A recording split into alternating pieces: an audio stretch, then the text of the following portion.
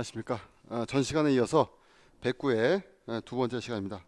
그 3교시 문제를 좀 풀어보도록 할게요. 자, 3교시의 첫 번째 나왔던 문제가 PL하고 리콜 제도에 대한 설명의 차이입니다.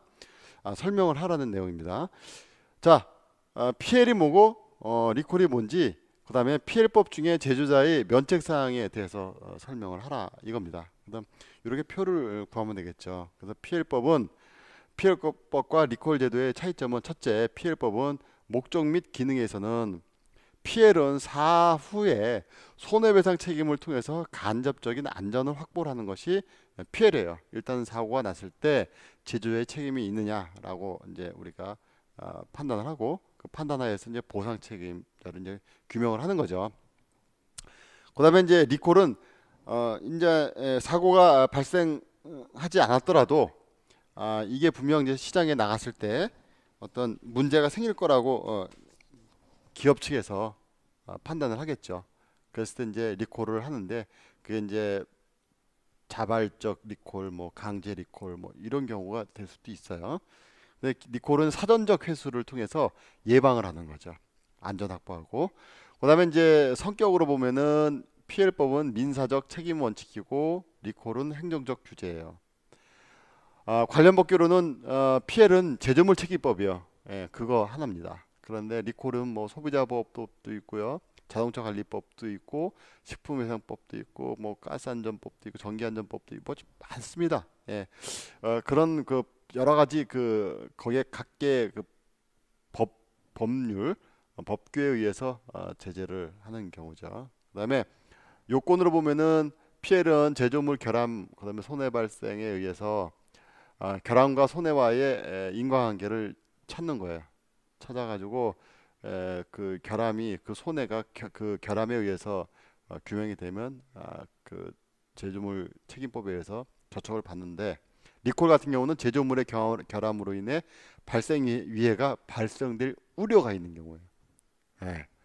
이런 경우죠. 그다음에 대상은 개별 결함, PL은 뭐 피해 발생 이런 것들이 되고요. 리콜은 안전성 결함 제품이 되겠습니다. 그다음에 수단으로는 개별 소비자에게 배상하는 것이 PL법이지만 리콜은 모든 소비자에게 공개 수거를 합니다. 네. 좀 이런 경우가 많이 있었죠. 예, 최근에도 많이 있었고, 무슨 회사라고 여기서 말씀드리기는 그렇지만 그런 리콜 사태가 요즘 좀 많이 발생하고 있습니다. 그다음에 제조업자 면책 사항으로 네 가지가 있어요. 그런 사항이 발생하더라도 이런 경우는 우리가 제조업자 피해법에서 우리가 면책이 돼요. 그러니까 피해 나갈 수가 있대요, 법적으로. 그런 경우가 뭐냐? 첫 번째가 제조업자가 당해 제조물을 공급하지 아니한 사실을 확인할 때, 그럴 때가 면책이 되겠고, 그다음에 두 번째는 제조업자가 당해 제조물을 공급할 때 그 당시에 과학기술 수준으로는 결함의 존재를 이제 발견할 수 없었을 때가 이제 면책 사항이 되겠습니다. 그다음에 세 번째는 제조물의 결함이 제조업자가 당해 제조물을 공급할 당시 법령이 정하는 기준을 준수하고 있었을 때, 그런데도 발생했을 때, 그러니까 이런 경우는 우리가 면책사항에 해당이 됩니다. 그 다음에 원재료 또는 부품의 경우에는 당해 원재료 또는 부품을 사용한 제조물 또는 제조업자의 설계 또는 제작에 관한 지시로 인해서 결함이 발생했다는 사실이 있을 때 이때 면책이 된다. 그래서 네 가지 이렇게 작성해서 쓰시면 될 것 같아요. 다음, 어떤 부품의 두께에 대한 소비자의 허용 한계는 1.5 플러스 마이너스 0.02mm이다. 이 한계를 벗어나 조립된 제품을 소비자가 구입했을 때 이를 수리하는 데 들어가는 비용은 5,000원이다. 이제 여기서 이제 다국지가 나오네요. 손실함수에 대한 개념이. 그 다음에 현재 생산되고 있는 부품 10개 랜덤하게 추출해 그들의 두께를 측정하려고 뭐 1.53 쭉 이렇게 나왔습니다. 이랬을 때 제품의 단위당 평균 손실을 구하라. 뭐 망목 특성이기 때문에, 자, 망목 특성인 것은 뭘 보고 알 수 있죠? 예, 그렇다. 허용한 게 기준을 요거를 보면은 망목이구나라는 것을 알 수 있습니다. 망목 특성인 경우 손실함수 ly는 k 곱하기 y-m 제곱이죠. 그러면 k 값은 어떻게 해요? 델타 제로 제곱 분의 a가 되겠습니다. 그러면 여기서 보시면은 a 값이 얼마예요? a는 이미 정해졌죠? 5,000원입니다. 수리할 때 개당 수리 비용, 서비스할 때 서비스 비용입니다. 그 5,000원이에요. 그런데 이게 어느 경우에, 즉 0.02 중심으로부터 0.02 치우쳤을 때 아, 그렇죠. 맞습니다. 이랬을 때 우리가 손실함수 a에 대한 부분을 우리가 k 값을 구하면은 이렇게 나오죠. 이렇게 비용이 산출이 됩니다. 그랬을 때 k 값은 1250이 1250만이 되겠죠. 1250만. 근데 A 부품 직경 측정 결과 평균이 이제 요 평균 값이 얼마냐 봤더니 1.511이 됐습니다. 1.511. 이랬을 때에 이랬을 때 LY는 1250만 네 Y가 Y 마이너스 M이죠. 1.511 마이너스 1.5 그죠? 1.5를 뺀 것에 제곱을 했더니 개당 손실 비용이 1,513원이 되더라. 이렇게 알 수가 있습니다. 그랬을 때 두 번째 문제는 회사에서는 부품의 두께 변동을 줄이고자 생산 공정을 개선하려고 한다. 새로운 공정에 소요되는 추가 비용은 단위당 500원이고 연간 생산량은 10만 개이다. 새로운 공정으로부터 10개의 부품을 랜덤하게 추출하여 두께를 측정한 결과는 1.51, 1.50 뭐 이렇게 돼서 나왔을 때 공정으로 개선할 경우 연간 전략 비용은 얼마인지 구하시오. 이렇게 설명하라는 거죠. 그러면은 K 값은 뭐 그건 그대로 나오고요. 이렇게 봤을 때 요 평균 값이 요거 다 해서 평균 값이 얼마 나오냐면은 평균 값이 1.502가 나왔습니다. 1.502 빼기 1.5의 전체 제곱에다가 앞에 있는 K 값을 구했더니 50원입니다. 개당 50원 정도의 비용이 나. 그러니까 개선하고 난 다음에 과거에는 손실 비용이 1,510원이었던 게 50원으로 줄었죠. 예. 이랬을 때 생산 공정 개선 전 연 생산 비용은 10만 개죠. 10만 개 곱하기 1,513원 하면은 1억 5,130만 원이 되는데 생산 공정을 하고 난 다음에 연 생산 비용은 우리가 500원 그죠? 개선하는데 500원이요. 단위당 500원이었으니까 500원 플러스 이때 손실 비용 더했더니 550원이 되죠. 550원 곱하기 10만 원 했더니 얼마네요? 5,500만 원이 되는 거죠. 그래서 연간 절약 비용은 1억 5,130만 원 빼기 5,500만 원 했더니 9,630만 원이 되더라. 이렇게 계산하시면 되는 겁니다. 또한 이제 회사의 제품을 출하하기 전에 단위당 3,000원으로 개선 전 부품의 두께를 재작업할 때 회사에서 허용 한계를 어느 정도까지 해야 하느냐. 그럼 요 델타 값을 구하라는 거죠. 이거 3,000원으로 했을 때 그러면 K 값은 이미 주어졌고 요 델타 값은 그러면 이렇게 나누면 즉 델타 제곱은 3,000 나누기 1,250만이니까 0.00024가 되죠. 그러면 이제 요 델타가는 이제 루트를 씌워야 되겠죠. 델타 제로를 구하기 위해서는 그럼 요 루트를 씌우면 0.015가 나오더라. 이렇게 구하시면 되겠습니다. 다음 N4의 가리도에서 SU가 18.5, SL이 3.09로 가리 상태이다. 다음 공정 평균이 15.49로 변화했다고 하면 다음에 3시그마 관리에서 벗어난 비율 1마에서 베타는 얼마 되는지 계산하시오 이렇게 되어 있습니다. 단 N695 4일 때 요거는 D2는 2.059이다 이렇게 나오거든요. 좀 많이 좀 빼먹었는데요. 컴퓨터가 좀 이상하네요. 좀 죄송합니다. 정규 분표가 이렇게 정해져 있어요. 주어졌습니다. 그랬을 때 UCL은 L 바바 플러스 3 곱하기 R 바 나누기 루트 N D2죠. 그죠? 이렇게 구하면 되죠. 그러면은 아까 L 바바가 18.5였죠. 18.5 플러스 3 곱하기 3.09 나누기 루트 4 곱하기 2.059 그러면 UCL은 20.75가 되고요.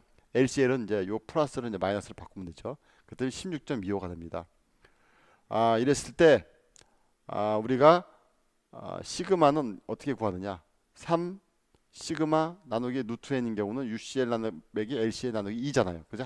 한쪽 면만 한쪽 편에 대한 3시그마니까 이렇게 정의하면은 시그마는 1.5가 나옵니다. 그 다음에 변화 후 공정평균을 뮤1은 15.49라 하면 과연 이때 벗어날 수 있는 이제 1마이너스 베타 값은 얼마냐 구하는 거는 이렇게 구합니다. 네, 그래서 UCL보다 UCL 이상이거나 X바가 또는 ACL보다 작거나 이런 확률은 어떻게 구하냐? 여기 뭐 전에 다 우리가 배웠으니까 요걸 그대로 이렇게 산식으로 구하면은 대략 UCL을 벗어나는 확률이 이제 상측으로는 UCL을 벗어날 수 있는 확률은 7.01 그러니까 통계 값이죠. 통계에 7.01 위치에 있는 표준 정규 분포상에서 7.01인 경우와 그다음에 하한을 벗어날 수 있는 경우는 1.01이에요. 그러니까 1.01이 밑으로 많이 치우쳐 있는 상태죠. 그랬을 때 이때의 확률은 7이니까 이거는 뭐 극히 0으로 간주해도 상관없죠. 거의 0이죠. 요게 이제 문제가 되겠네요. 요것이 대략 얼마가 나온다? 0.152 정도, 15.6%가 바깥으로 튀어나오는 그런 확률이다. 그러면 대략 1마이너스 베타 그 관리도상에서 검출이 되는 퍼센트는 84.38%다. 그래서 이렇게 우리가 산출할 수가 있습니다. 다음 자료는 이제 3대 기계화 4명의 작업자 사이에서 생산되는 시간당 생산량에 관한 무작위 실험의 결과입니다. 이 자료에 대한 분산 분석표를 작성하고 기계들 간에 또한 작업자들 간에 평균 생산량의 차이가 존재하는지 유의수준 0.05에서 검증하고 한다. 이렇게 되어 있습니다. 그래서 기계 A1, 2, 3가 있고요. 작업자 B1, 2, 3, 4가 있습니다. 이랬을 때 이거 시간당 생산량입니다. 시간당 생산량이 A 기계의 B1인 경우와 33개, A2 기계의 B1 작업자 B1인 경우 41개 뭐 이렇게 나왔다 얘기예요. 이랬을 때 기무가설은 기계들 간 또는 작업자들 간의 생산량의 차이가 존재하지 않는다는 것이 기무가설이 되고 있고요. 그 다음에 대립가설은 기계들 간의 또는 작업자들 간의 평균 생산의 차이가 존재한다 이거죠. 그래서 기계와 작업자에 대한 인계 범위를 이제 구했더니 이렇게 F0.025가 2의 6인 경우 5.14 뭐 이렇게 주어졌어요. F 분포표에서. 그러면 이제 F0가 이런 조건인 경우는 H0를 기각하게 된다. 이거죠. 여기 보면 F0가 F1 알파의 누A, 누B인 경우 또는 F0가 F 2분의 1 2분의 알파의 누A, 누E인 경우면 이제 H0를 이제 기각한다. 이 조건이죠.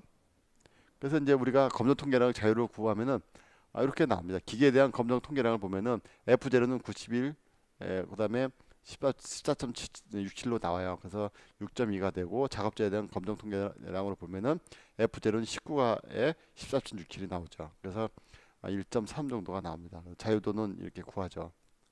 그러니까 분산 분석표를 이제 작성을 하면은 CT는 이렇게 나오고 ST도 이렇게 나옵니다. 이거는 다 과거에 계속 계산했으니까 여러분들이 직접 한번 구해 보시면 뭐 이렇게 어렵지 않을 겁니다. 이거는 그래서 분산 분석표를 이렇게 봅니다. 봤더니 어떻게 나와요?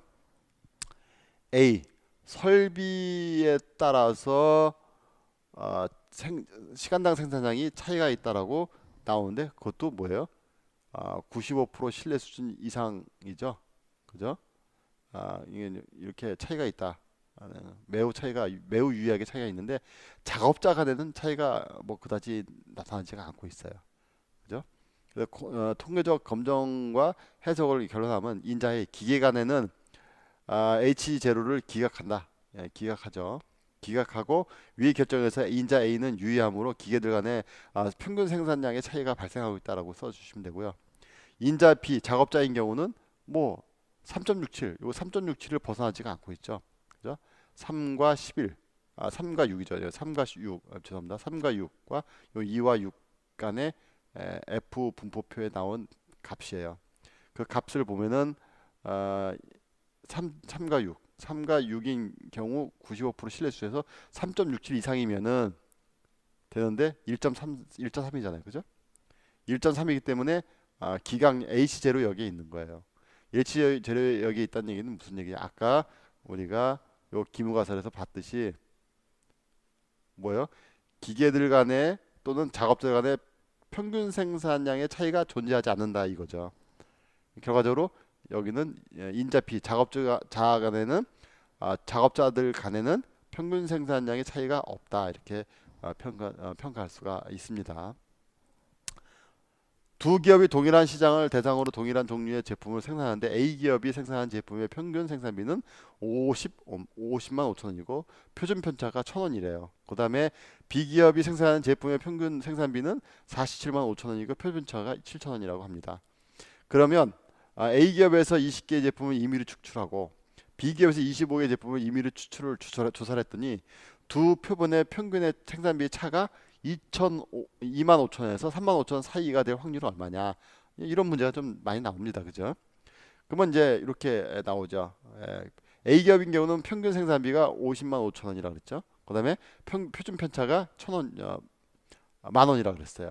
그다음에 B 기업은 평균 생산비가 47만 5천 원인데 표준 편차는 7천 원이라고 했습니다. 그러면 우리가 그에 대한 기대값은 A-B죠. 그죠? A-B니까 그거 그대로 가면은 대략 A 기업의 생산비하고 B 기업의 생산기는 50만 5천에서 47만 5천 원이니까 3만 원이 되겠습니다. 그죠? 3만 원이 돼요.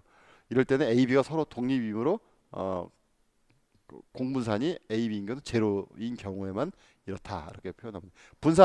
분산 A-B인 경우는 요거는 이제 가법성이죠. 무조건 뺀다 해서 이제 무조건 빼는 게 아니라 가법성이기 때문에 무조건 더해야 되는 겁니다. 그래서 표준 표차 나누기 20개죠. 20개.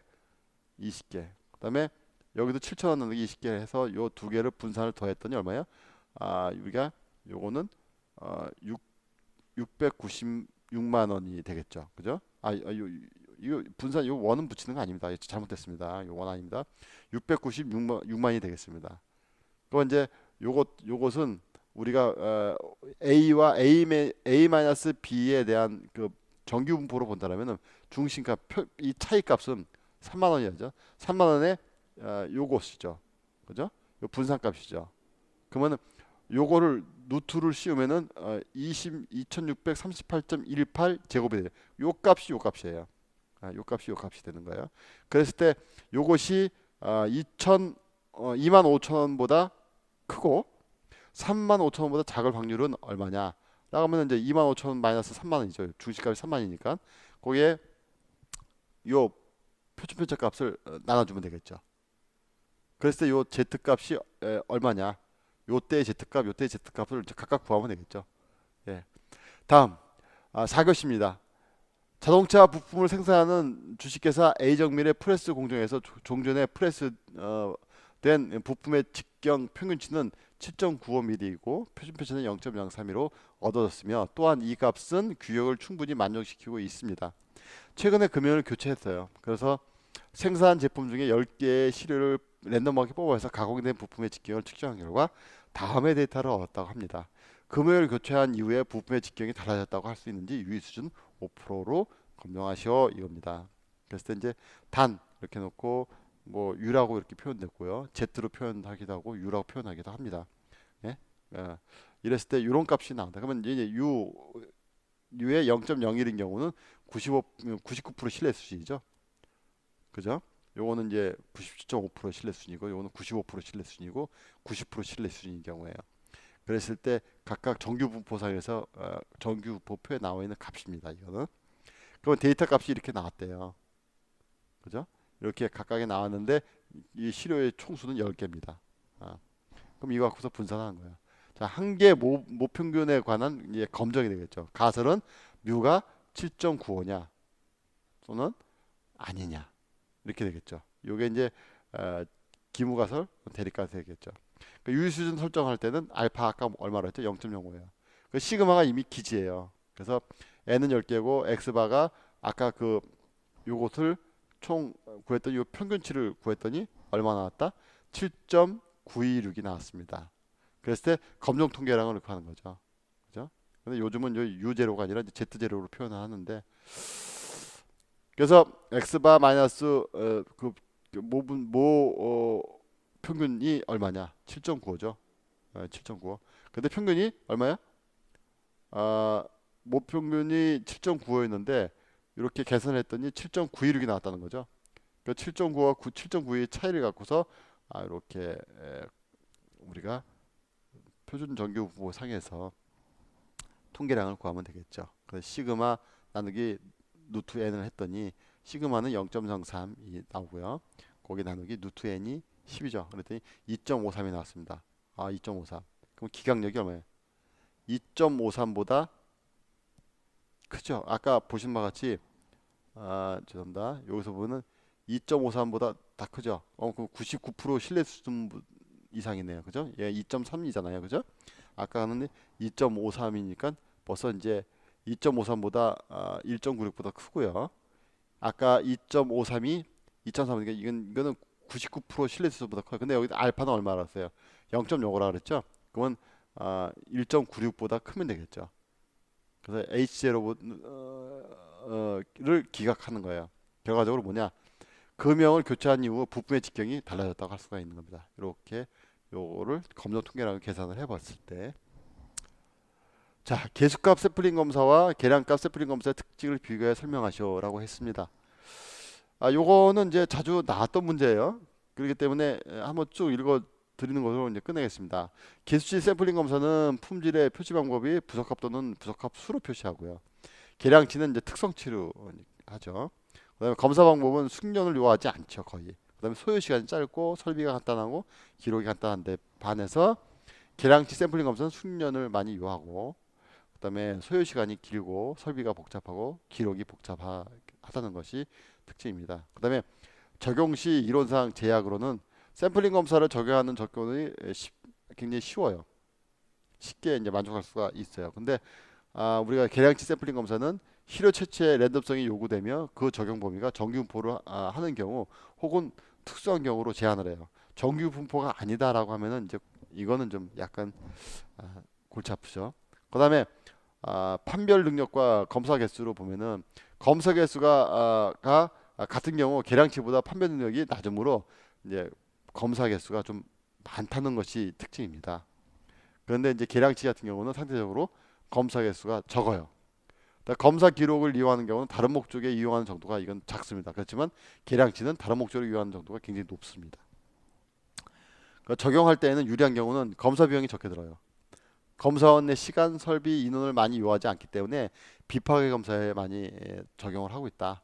근데 샘플링 검사 계량치는 이제 검사 비용이 많이 들고 시간, 설비, 인원이 많이 요하고 파괴 검사에 이런 것들은 우리가 용이하다고 이제 보시면 되겠습니다. 다음 개수형 샘플링 검사 절차에서 로트별 합격 품질 한계 AQL 지표형 샘플링 검사 방식 285-1에 대해서 물음에 답하셔. 검사 특징 10가지만 설명하셔. 자, 이거 자주 나오죠. 이거는 아마 이제 285-1이 많이 1, 2, 3에 대한 거는 좀 우리가 깊이 이제 알아야 될 것 같아요. 기술사 시험을 보시려면은 웬만하면은 이제 이 1, 2, 3에 대한 부분은 좀 핵심적인 건 다 머릿속에 알고 있어야 된다. 외워야 된다라고 보시면 돼요. 검사의 엄격도 전환은 스코어법으로 해요. 옛날하고 좀 다르죠.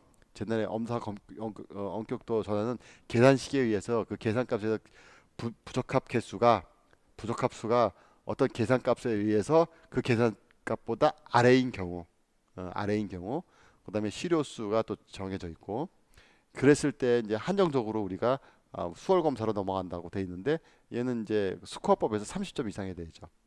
그 30점 이상인 경우는 이제 수월 검사로 넘어가고 뭐 이런 조건들이 있습니다. 그래서 이제 검사 엄격도를 통해서 품질 향상에 자기를 준다라는 것이 특징이고요. 구입자가 공급자를 선택할 수가 있다는 것. 그다음에 연속 로트인 경우 사용하며 장기적으로 품질을 보증한다. 불합격 로트 처리 방법의 전수감사에 따른 폐기, 선별, 수리, 재평가로 소관 권한자가 결정하도록 되어 있고요.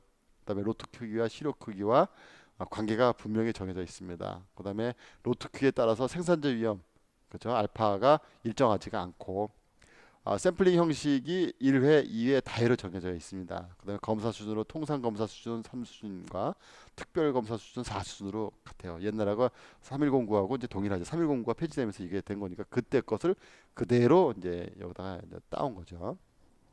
그다음에 검사 수준이 정해지면 지정되면 노트 크기 n 노트 Q로부터 시료 크기를 나타내는 시료 문자가 분명하게 정해져. 이것도 똑같죠. 옛날에 3109하고. 그다음에 AQL과 시료 크기는 등비 수열에 채택이 돼 있어요. 그다음 검사의 원격도 전환 규칙에 대해서 설명하는데요. 요거는 이제 처음에는 보통 검사를 시작하죠. 그러다가 연속 5로트 이상 이내에서 로트가 불합격이 되면은 까다로운 검사로 넘어갑니다. 예? 까다로운 검사에서 까다로운 검사로 불합격 로트가 이제 누계가 5개가 되면은 검사 중지를 해라 이거죠. 예. 검사 중단을 해라. 그러니까 입고를 거부해라 이런 얘기죠. 그다음에 이제 그 상태에서 이제 그 업체에서 개선을 했어요.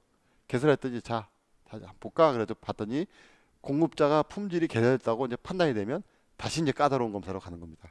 보통 검사에서 시작되는 게 아니에요. 그 까다로운 검사를 계속했더니 연속 5루트가 합격을 했어요. 그러면 이제 보통 검사로 넘어가는 거예요. 자, 보통 검사에서 스코어 점수가 얼마예요? 현상값이 30점 이상. 이 됐어요. 그럼 30점 이상이 되면 무조건 수월 검사로 넘어가냐? 그건 아니고 생산이 안정되었느냐? 그렇지. 생산이 안정됐다는 것이 인정이 되고 그다음에 소관 권한자, 즉 내가 이제 우리가 이제 뭐 소위 말해 갑이 되겠죠. 소관 권한자가 오케이를 해서야 수월 검사로 넘어가는 겁니다. 네, 이렇게 됐어요. 그다음 수월 검사에서 다시 이제 보통 검사로 넘어가는 거는 1로트가 불합격이 되는 그 불합격이 되면 이제 보통 검사로 넘어가는 겁니다. 그다음에 생산이 불규칙하다, 설계 변경이 됐다, 공정자가 포함이 바뀌었다. 그러면 이제 보통 검사로 넘어간다는 거죠. 이렇게 우리가 검사의 엄격도 전환 규칙으로 정리한다 이렇게 보시면 되겠고요. 자, 마지막입니다. 신뢰성 설계 기법에는 고장 예방 설계 기법과 신뢰성 특유의 설계 기법이 있어요. 신뢰성 특유의 설계 기법 5가지만 나열하고 각각의 설계 기법에 대해서 설명하시오라고 했죠. 일단은 설계 신뢰성을 높이는 것은 기본적으로 병렬 및 대기 리던던시 설계를 해라 이거죠. 그 다음에 부하의 경감을 위한 디레이팅 설계를 해라. 그 다음에 제품의 단수나 부품 및 표준화, 부품 및 그 표준화, 그 다음에 고신뢰 부품을 사용하고 신뢰성 시험의 자동화를 우리가 장치를 설치해라. 그 다음에 부품 고장의 영향을 감소시키는 구조적 설계 방안을 강구해라 라는 것입니다. 그러니까 요소 5가지만 나열하라고 했으니까 요소에 이제 6개 나열을 하더라도 되죠. 예. 근데 이제 5가지 하라 그러는데 여기서 4가지, 3가지 이렇게 쓰면은 점수가 아무래도 감점이 되겠죠. 그런 것들은 이제 우리가 고려를 해야 된다. 이 말씀입니다. 그래서 자, 지금 이 시간까지 109회 지난 2016년도에 기출된 문제를 가지고 풀어봤습니다. 다음에는 110회 문제를 갖고 여러분과 만나겠습니다. 수고하셨습니다.